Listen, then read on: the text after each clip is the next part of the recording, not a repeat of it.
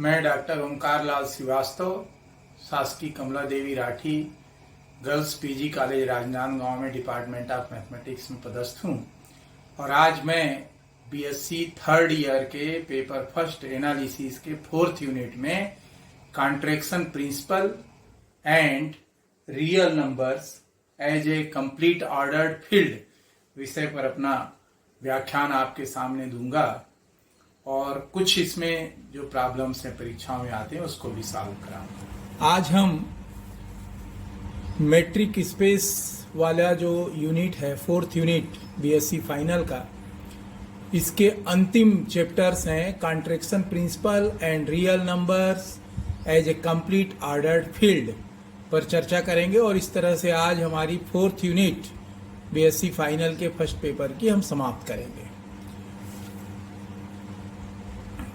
Contraction principle in metric space is the relate XD be a metric space. A mapping fx to x is called contraction mapping or principle if there exists a real number alpha with 0 is less than or equal to alpha is less than 1 such that d of fx comma fy is less than or equal to alpha dxy. This is less than dxy for every xy belongs to x। तो आज हम जो contraction principle है metric space पे उसकी चर्चा करेंगे। हम जानते ही हैं कि xd एक मेट्रिक स्पेस होता है और यदि यहाँ पर कोई एक मैपिंग है जो सेल्फ मैपिंग है, x की x पर ही मैपिंग है, तो वह कॉन्ट्रैक्शन मैपिंग या कॉन्ट्रैक्शन प्रिंसिपल कहलाता है यदि यहाँ कोई एक वास्तविक संख्या अल्फा इस प्रकार से हो कि 0 से अल्फा बड़ा हो या बराबर हो और अल्फा 1 से छोटा हो, इस प्रकार से कि distance d f x comma f y जो है वह अल्फा डी एक्स वाई से छोटा हो या बराबर हो और अल्फा डी एक्स वाई से छोटा हो प्रत्येक एक्स वाई जो कि एक्स के अंतर्गत हो। Thus, in a contraction on x, the distance between the images of any two points is less than the distance between the points. Hence, the application of f to each of two points contracts the distance between them. इस प्रकार हम देखते हैं कि contraction जो है x में वह दूरी जो दो इमेजेस के बीच में, हम जानते हैं कि यदि fx बराबर y है तो y को हम लोग x का इमेज कहते हैं। तो जो डिस्टेंस है जो दो इमेज के बीच के पॉइंट्स का वह जो है f में दोनों पॉइंट्स जो each of the two points यानी दोनों पॉइंट्स के कॉन्ट्रैक्शन को दर्शाता है, उसके डिस्टेंस को दर्शाता है। अब हम एक एग्जांपल देखेंगे। Consider the usual metric D for R2 and the mapping F R2 to R2 means itself. R2 means two-dimensional Euclidean space such that fx is equal to x for every x belongs to R square where x is equal to x1 comma x2 then f is a contraction on R2। अब हम एक सवाल देख रहे हैं, example देख रहे हैं कि R2 जो है टू डायमेंशनल यूक्लिडियन स्पेस है, उसकी सेल्फ मैपिंग है इस तरह से है कि fx बराबर x हो। तो ये हम कैसे इसको सॉल्व करेंगे। तो we have d f x comma f y equal to d 1/2x comma 1/2y। ये हम लोग परिभाषा कॉन्ट्रैक्शन मैपिंग की देखे हैं, उससे is equal to d 1/2x1 comma y1 comma 1/2x2 comma y2 हम इसको लिख सकते हैं यदि दोनों बिंदु x1 और y1 और x2 और y2 हो y के मान। तो इसको फिर हम लिख सकते हैं d 1/2x1 कामा 1/2y1, 1/2 को मल्टीप्लाई कर दिए comma 1/2x2 comma y2 is equal to, अब हम इसको डिस्टेंस की जो परिभाषा है उसमें जब लगाएंगे तो 1/4x1 minus y1 whole square plus 1/4x2 minus y2 whole square हो जाएगा, क्योंकि जो डिस्टेंस की परिभाषा है √x1 minus y1 square plus √x2 minus y2 square होता है। तो इसलिए 1/4 को जब हम कॉमन निकालते हैं, यहाँ से बाहर निकाले तो यहाँ देखिए 1/2 under root x1 minus y1 square plus x2 minus y2 square हम लिख सकते हैं। और यह जो वैल्यू है वह 1/2 dx1 कामा x2 कामा y1 कामा y2 है। अभी हम लोग देख रहे थे डिस्टेंस की परिभाषा है, मतलब वो dxy है। thus dfxfy is equal to alpha dxy where alpha is 1/2। यहां पर अल्फा का मान हम देख रहे हैं 1/2 है, जो कि 1 से छोटा है, which is less than 1। Hence f is a contraction mapping in R2। अब हम कुछ नोट देखते हैं। पहला है any contraction mapping is clearly continuous. जो प्रत्येक कॉन्ट्रैक्शन मैपिंग होता है वह जो है हमेशा कंटिन्यूअस होता है। इसका एक थ्योरम भी any contraction mapping is uniformly continuous, और इसीलिए इस बेस पे हम इसको सिद्ध कर सकते हैं कि जो प्रत्येक कॉन्ट्रैक्शन मैपिंग है वह यूनिफॉर्मली कंटिन्यूअस होता है। और note 2, any uniformly continuous mapping is clearly continuous but the converse is not be true. यदि कोई यूनिफॉर्मली कंटिन्यूअस मैपिंग है तो निश्चित रूप से वो कंटिन्यूअस होगा, यानी संतत होगा, लेकिन इसका जो प्रतिलोम है, कन्वर्स है, वह सत्य नहीं होता है। तो इस प्रकार से अब हम देखते हैं कॉन्ट्रैक्शन मैपिंग के बाद जो एक हमारा महत्वपूर्ण बिंदु है वह है fixed point. Let x be a non empty set and f is a mapping from x to x be a mapping.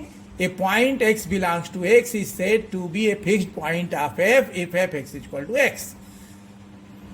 यदि x कोई एक अरिक्त समुच्चय है और f नाम का कोई मैपिंग x से x पर इटसेल्फ हो रहा है, तो एक बिंदु x belongs to x, x में ऐसा हो कि कैपिटल X में वह एक फिक्स्ड पॉइंट कहलाएगा यदि fx बराबर भी x होता हो। इसका एग्जाम्पल हम देखते हैं। Let f R to R a mapping be defined by f x is equal to x square. यहां पर हमने क्या किया, एफ एक्स बराबर एक्स स्क्वायर से यदि हम डिफाइन करते हैं then f has two fixed point, because हम एक्स स्क्वायर का जो मान है वो +-1 हमें मिलेगा, इसलिए इसके दो फिक्स्ड पॉइंट हुए, पहला हुआ +1 और दूसरा हुआ -1। Fixed points have a special place in economics also with mathematical analysis, since they are used to establish existence of a Nash equilibrium in a game, existence of a competitive equilibrium of an economy and so on. तो जो fixed points हैं ये हमारे mathematical analysis में तो बहुत अच्छा role अदा ही करते हैं, इसके साथ अर्थव्यवस्था में, इकोनॉमिक्स में भी, ये गेम थ्योरी आदि में नैश इक्विलिब्रियम को हल करने में काफी महत्वपूर्ण योगदान देते हैं।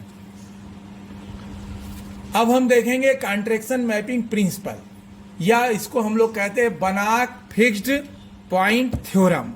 कई लोग इसको बनाक कॉन्ट्रैक्शन प्रिंसिपल भी कहते हैं।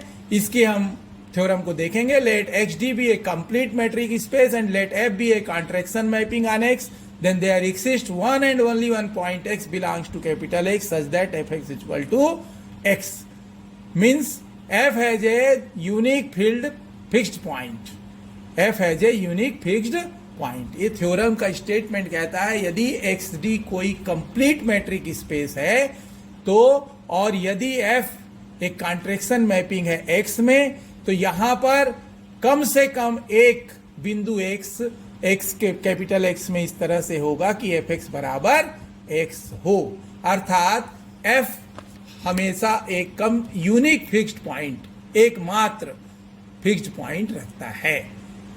प्रूफ हम करते हैं। Let x d be a complete metric space since f is a contraction mapping on x, so there exist a real number alpha with 0 is less than or equal to alpha is less than 1 such that d f x comma d f y is less than or equal to alpha d x y. ये हम परिभाषा से contraction mapping की देख रहे हैं। Alpha d x Y छोटा होगा, thus d f two x comma f two y is less than or equal to alpha d f x comma fy. This is less than or equal to alpha square dxy for every xy belongs to x. ये हम mathematical induction के हिसाब चल रहे हैं। तो in general for any positive integer n we have dfn x comma fn y is less than और equal to alpha to the power n dxy for every xy belongs to x। Mathematical induction ये कहता है यदि एक के लिए सही, दो के लिए, तो तीन के लिए और फिर n के लिए भी वह सही होगा। तो हम देख रहे हैं पिछले में हम यहाँ देखते हैं कि यहाँ अल्फा 2 था, यदि यहाँ 3 होगा तो अल्फा 3 आएगा। वैसे ही यदि यहाँ पर हमने देखा कि n हो गया तो alpha n dxy। Now we shall define a Cauchy sequence xn in x b by successive application of f. Let x0 belongs to x be an arbitrary point.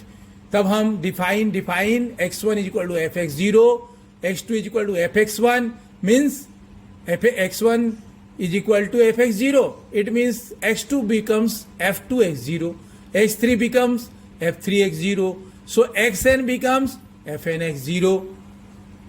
We shall prove that xn sequence is a Cauchy sequence in x. Let mn be any positive integer with n is greater than m, and so let n is equal to m plus p. Then dxm comma xn is equal to dxm comma xm plus p is equal to d fm x0 comma fm plus p x0.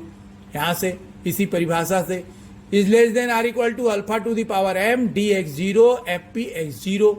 This is less than or equal to alpha to the power m dx0 comma fx0 plus dfx0 comma f2x0 plus so on dfp minus 1 x0 comma fp x0.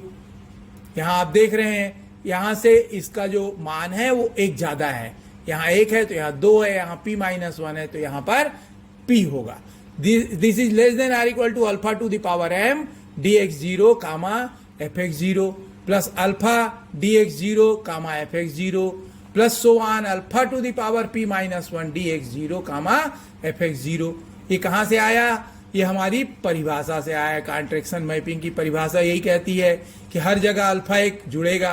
तो ये हो गया alpha to the power m is into 1 plus alpha plus dash dash dash alpha p minus 1 और ये dx0 fx0 common हो गया. देखिए multiply हो गया, यहाँ पे बाहर आ गया.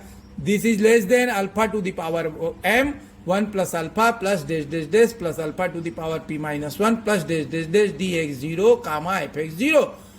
dx0 comma fx0 tends to 0 as m tending to infinity because 0 is less than और equal to alpha is less than 1. ये हमारा कॉन्ट्रैक्शन मैपिंग का हमारा प्रतिबंध है कि 0 हमेशा less than or equal to alpha होगा और अल्फा 1 से छोटा होना चाहिए. इसलिए यह जो है शून्य को dx0 fx0 शून्य की ओर अग्रसर होगा. Hence xn is a Cauchy sequence in x. Cauchy sequence कहता है यदि ऐसा हो कि dxn इज टेंडिंग टू 0 हो, यदि उसके मान के लिए, तो कॉची सीक्वेंस होता है. Also x is complete so there exist x belongs to x such that xn tending to x. इससे यह सिद्ध होता है कि x कंप्लीट मैट्रिक स्पेस है. So there exist x belongs to x. ऐसा है कि xn tending to x. We shall now show that x is a fixed point of f. अब हम सिद्ध करेंगे कि यह जो x है वही इसका एक फिक्स्ड पॉइंट है. Now dx fx is less than or equal to dx comma xn plus dxn comma fx. हम ऐसा इसको लिख सकते हैं. देखिए xn ट्रायंगुलर इनइक्वलिटी हमने देखी थी मैट्रिक स्पेस का तीसरा नंबर का बिंदु. ये दोनों पॉइंट सेम है, इसलिए यही है dx fx ही यह है ट्रायंगुलर इनइक्वलिटी से. तो is equal to dx comma xn plus d fxn minus 1 comma fx.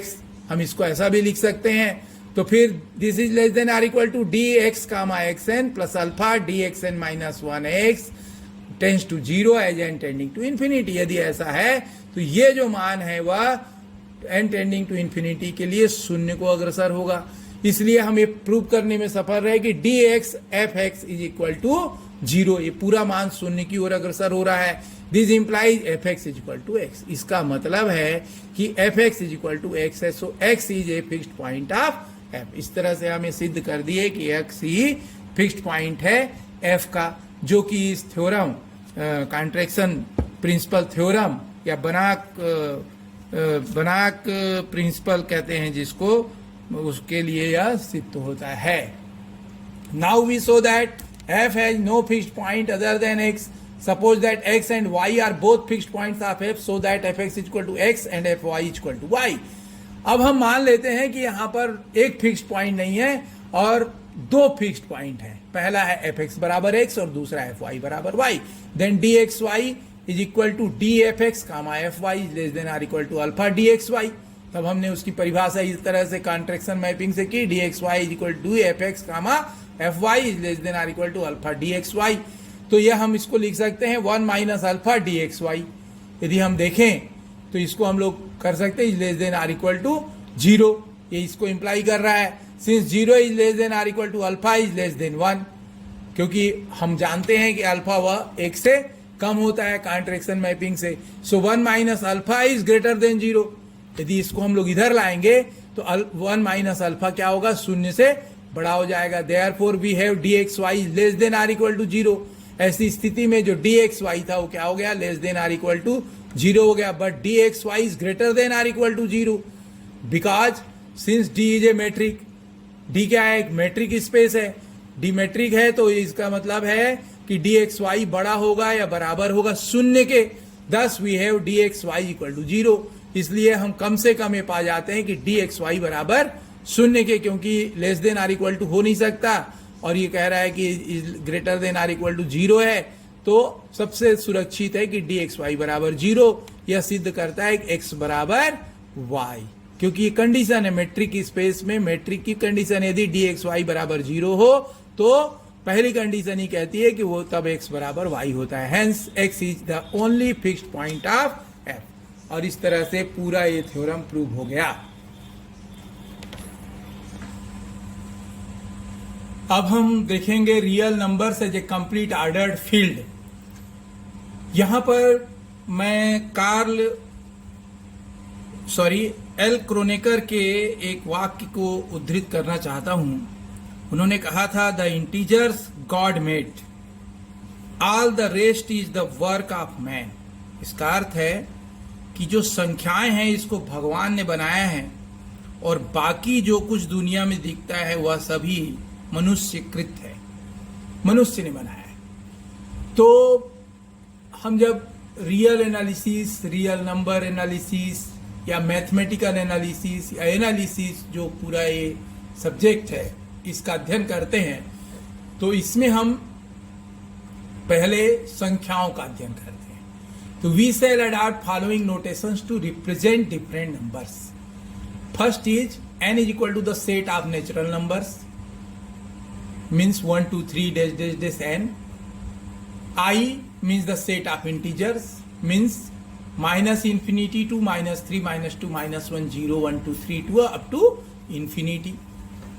Third is q, the set of rational numbers, means the numbers which are in the form of p upon q where q is not equal to 0 and p and q are the real numbers. Fourth, r is equal to the set of real numbers, means from minus infinity to infinity every number is the real number, means the real numbers consists all the rational numbers and irrational numbers also. And n is the subset of I is the subset of q and q is the subset of r. And an element of r minus q or r upon q is called irrational numbers. The last stage is developing the real numbers r, which can be thought of as limits of sequences of rational numbers. For example, pi is the limit of the sequence.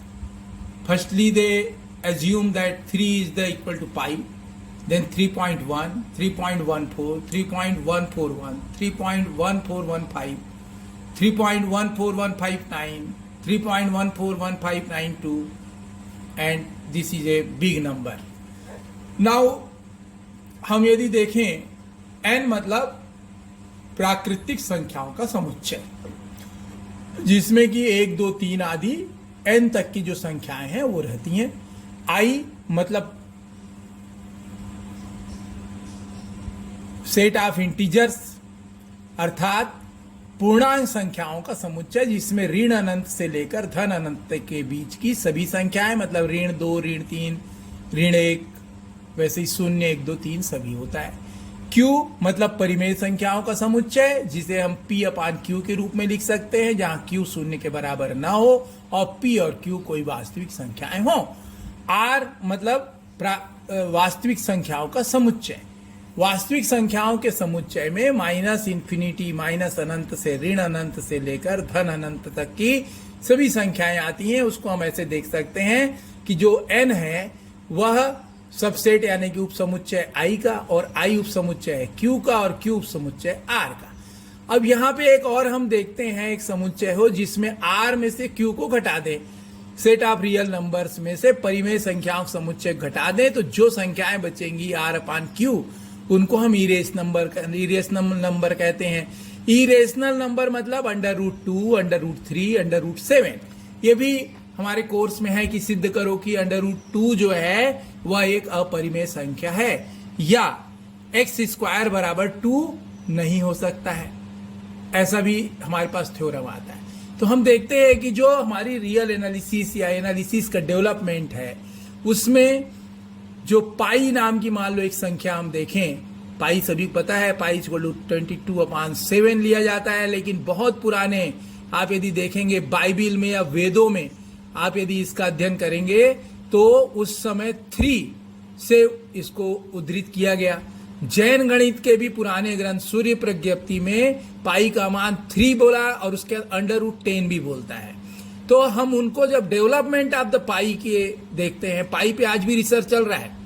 आपको बच्चों में बताना चाहूंगा, पाई एक ऐसी संख्या है, अपरिमेय संख्या, जिस पे लगातार शोध कार्य जारी है। इसको दशमलव के लाखों अंकों तक निकाला जा चुका है, लेकिन यह बड़ा इंटरेस्टिंग है। फिर आर्यभट्ट ने ये जो मान आप देख रहे हैं 3.14159, आर्यभट्ट ने 499 AD में दिया। तो आप देखते हैं कि एक ऐसी संख्या है कि जो लगातार डेवलपमेंट की ओर अग्रसर हो रही है, और यही जो ये मनुष्य के अंदर का कौतूहल था, ये रियल नंबर सिस्टम को लेकर के आगे बढ़ता है। अब रियल नंबर जो सिस्टम है, इसी के डेवलपमेंट को हम लोग मैथमेटिकल एनालिसिस कहते हैं। अब इसमें there are 2 methods of the study of real number system. First is general method, Richard Dedekind 1831 to 1916 and George Cantor 1845 to 1918 extended set of rational numbers to the set of real numbers. But Karl Weierstrass 1815 to 1897 said that real number system is the base of all my mathematical analysis. हम देखेंगे कि दो तरह से real number system को develop किया गया।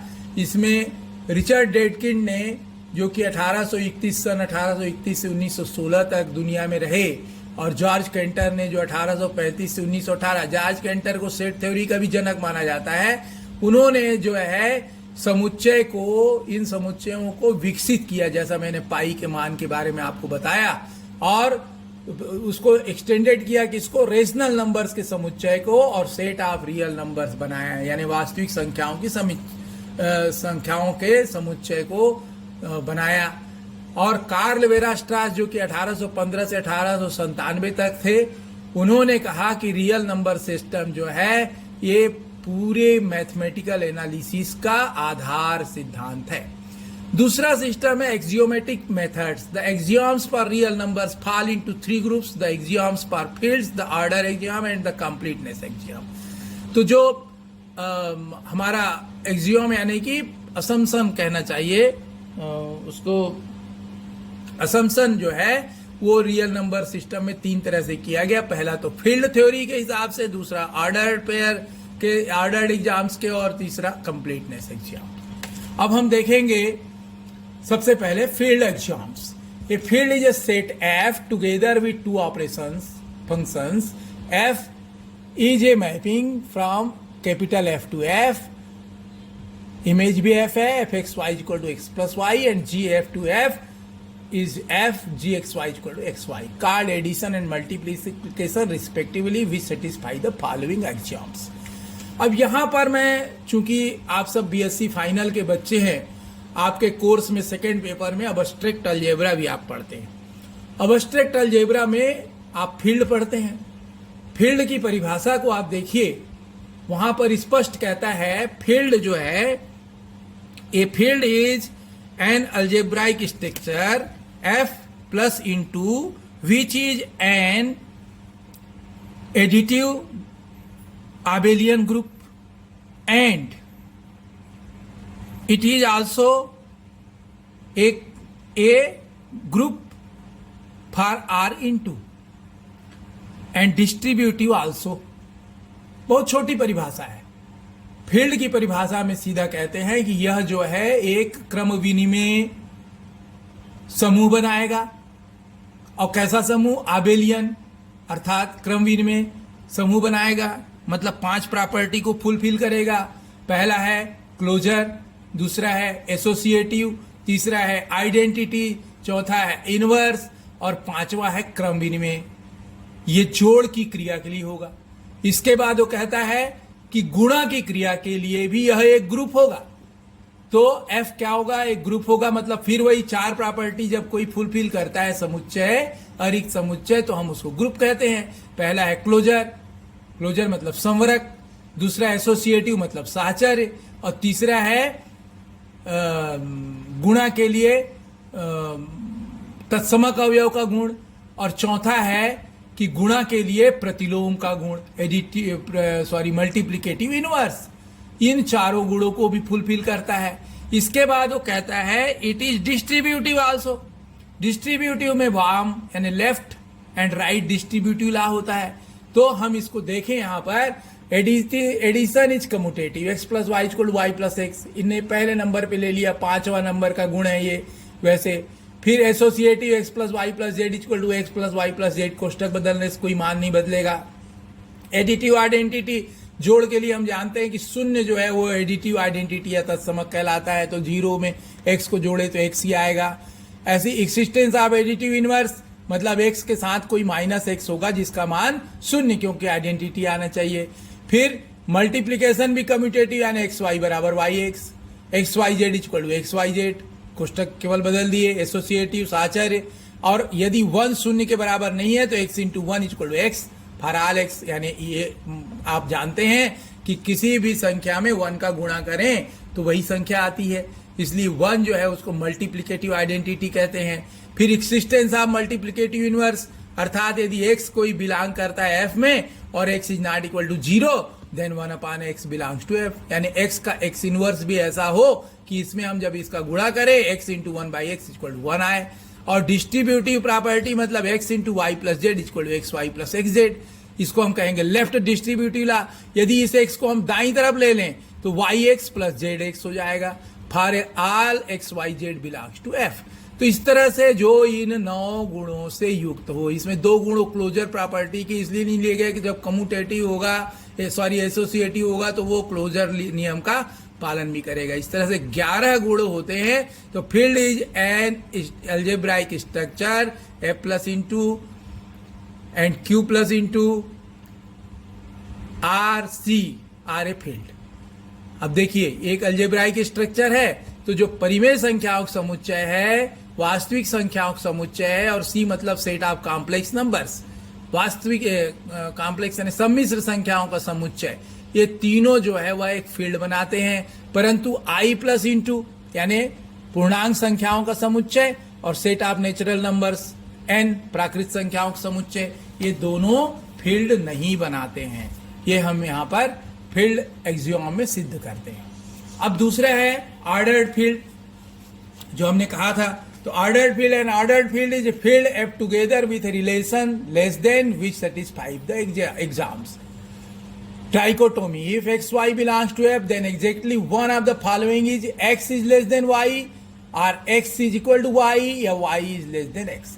Trichotomy मतलब हमको कुछ पता नहीं, तीनों में से कुछ भी हो सकता है। x y के बराबर हो सकता है, x y छोटा हो सकता है, y x से छोटा हो सकता है। अब दूसरा नंबर है transitivity, if x Y z belongs to x f, then x is less than y and y is less than z implies that x is less than z। यदि x y से छोटा है और y z से छोटा है, इसका मतलब x z से छोटा होगा।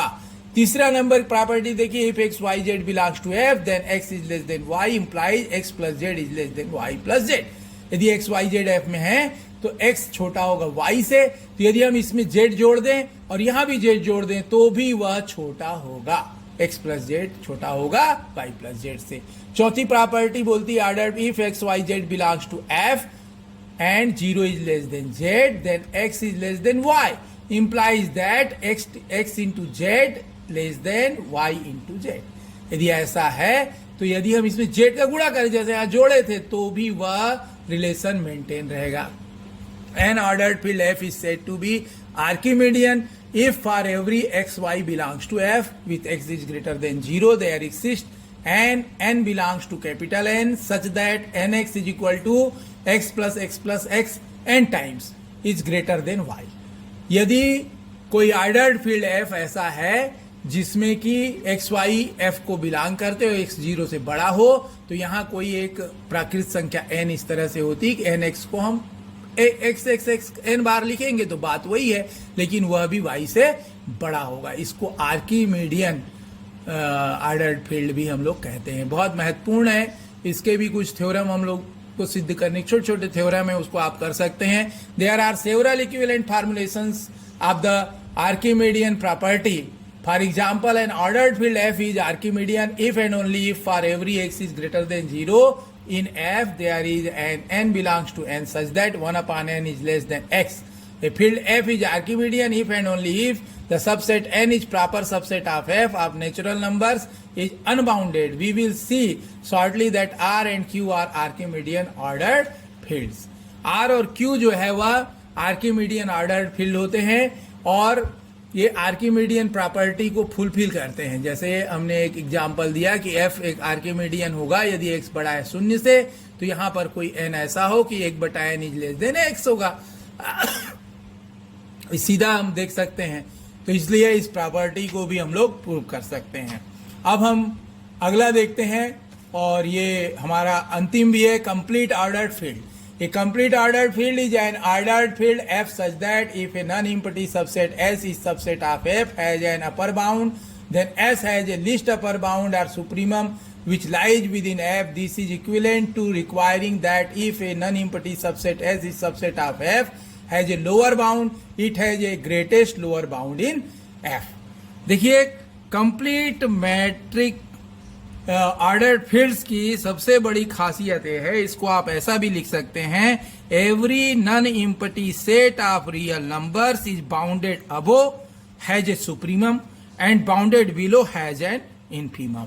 यानी महत्तम जो है वह मान ये रखता है और न्यूनतम मान भी रखता है. ये सीधा इसकी परिभाषा कहती है. एस यदि कोई ऐसा समुच्चय है, नॉन एम्प्टी उप समुच्चय एफ का है, तो उसमें जो अपर बाउंड मैक्सिमम और लोअर सबसे लोअर बाउंड दोनों उसमें होना चाहिए. इसका एक प्रपोजिशन है, if F is a complete ordered field F is Archimedean. यदि एफ कंप्लीट ऑर्डर्ड फील्ड होगा तो यह नेसेसरी है कि वह आर्किमीडियन होगा, यानी आर्किमीडियन की ये जो प्रॉपर्टी है हमारी इसको फुलफिल करेगा.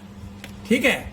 और दूसरा प्रपोजिशन कहता है if F is a complete ordered field and P is a prime, then there is an element x of f such that x square is equal to P. दूसरा preposition कहता है यदि f कोई complete ordered field है तो और P कोई prime number है, अभाज्य संख्या है, तो यहाँ पर एक अवयव x f में इस तरह से होगा कि x स्क्वायर बराबर P होना चाहिए. ठीक है. तो ये दोनों प्रपोजिशन बहुत महत्वपूर्ण है और इस तरह से हमारी आज के व्याख्यान जो है समाप्त होता है.